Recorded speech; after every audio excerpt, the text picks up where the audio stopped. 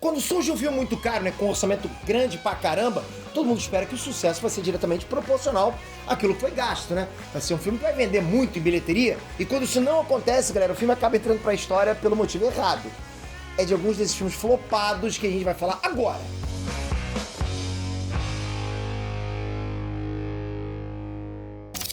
Inês Peter aqui.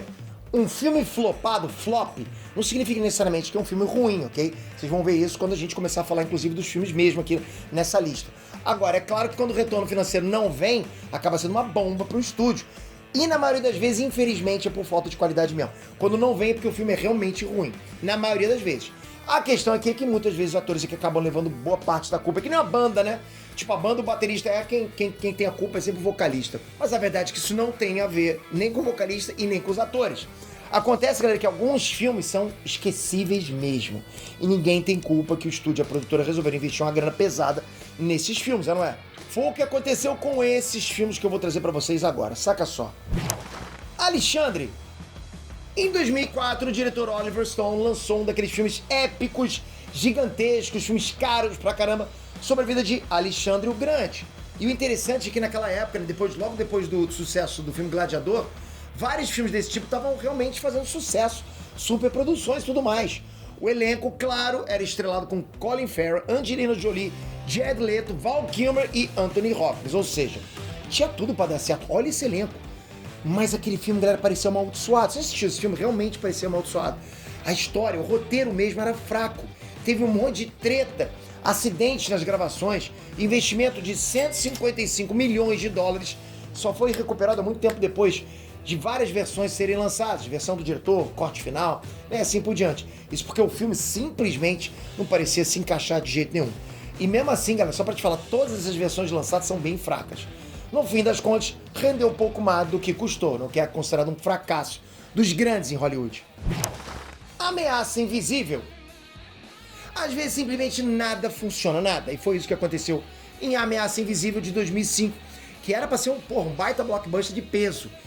Essa verdadeira bomba custou 135 milhões de dólares e é um filme lembrado justamente por ter uma explosão que dura mais de 1 minuto. E que a produção precisou, inclusive, avisar a NASA quando foi filmar, porque sim, deu pra ver o clarão do espaço. Apesar dessa pirotecnia absurda, né, de fazer o Michael Bay chorar de emoção, né, esse filme é muito, mas muito ruim. Ele foi vendido na época como uma versão moderna de Top Gun, mas não passa nem perto disso, tipo, não dá nem pra dizer que é uma cópia barata, porque não foi nada barato, né, tipo, não foi barato. Agora, analisando a bilheteria, aí é mixaria mesmo. Porque do orçamento de 135 milhões, essa bomba não conseguiu recuperar nem 80 milhões. Deu 79 alguma coisa. E até hoje esse filme é lembrado como um ótimo exemplo de fracasso na indústria cinematográfica. Ilha da Garganta Cortada. Sabe quando você percebe que a coisa vai dar errado antes mesmo de começar a fazer? Infelizmente, galera, o diretor Renny Harlin, ele não teve bom senso com Ilha da Garganta Cortada. Um filme de 1995 foi basicamente recusado por todos os grandes atores disponíveis na época. E bom senso realmente não era o forte ali, porque o diretor exigiu que a mulher dele fosse a protagonista feminina do filme. E o que provavelmente já acendeu a luz vermelha em todo mundo, né? E não é pra menos, galera. Existem histórias escabrosas nas gravações desse filme, com tretas absurdas. Sete filmagens sendo desmontadas e montadas o tempo todo, roteiro sendo escrito e reescrito praticamente todo dia e assim por diante. E aí, como foi complicado, acabou ficando caro. O filme custou ao todo 98 milhões de dólares e a arrecadação foi simplesmente uma vergonha. Esse filme rendeu 10 milhões de dólares a nível mundial. Ou seja, ninguém viu, é um absurdo de verdade. Agora, minha opinião, eu vi esse filme e eu gostei. Olha que loucura. Se você me perguntasse na rua, Pedro, você indica esse filme? Pô, eu indico, eu gostei. Enfim, vamos seguir. Tomorrowland. Você lembra daquele filme lá do Batman e Robin com os peitinhos acesos do George Clooney? Desde esse filme que o George Clooney estava afastado para grandes blockbusters. E dá pra entender um trauma dele. Pô, o cara ficou traumatizado. Botar ele no uniforme lá, com os peitozinhos acesos. Isso mudou em 2015, quando a Disney prometeu um filme inovador, diferente, criativo, um filme caro, muito caro, como foi Tomorrowland. E dá pra perceber que foi caro demais. Tipo, os efeitos são impressionantes, da melhor qualidade. Visualmente, galera, é um filme incrível. Não chega a ser horrível. Muita gente fala que é horrível, mas não é, não. Só não vai mudar o mundo como foi prometido que faria. O resultado financeiro foi fraco, com um orçamento entre 180 e 190 milhões de dólares. O filme mal passou dos 200 milhões, o que é considerado fracasso. Tipo, não deve nem ter pago as despesas com marketing.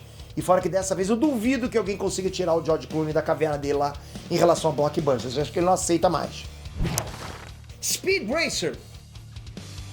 Se antes de 2008 alguém me contasse que as irmãs Wachowski, né, que são as diretoras de Matrix, iriam dirigir um filme do Speed Racer, porra, eu ia achar que tava me zoando, não é possível. Mas rolou e rolou com tudo, galera. Apesar de ser uma adaptação do anime do mangá original, Speed Racer é um filme que é a cara das irmãs Wachowski.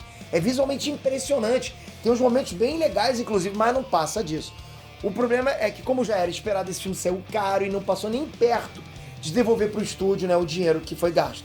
Para dar vida ao anime e criar um Match 5 muito bonito, por sinal, e outras coisas também, precisaram de 120 milhões de dólares. O resultado em bilheteria foi só de 94 milhões, com muito esforço. E a real é que botaram muita expectativa em cima desse filme, dada a circunstância, né? Mas nunca foi pra tanto. O 13º Guerreiro. 13º Guerreiro, lembrado como uma das maiores bombas da história de Hollywood.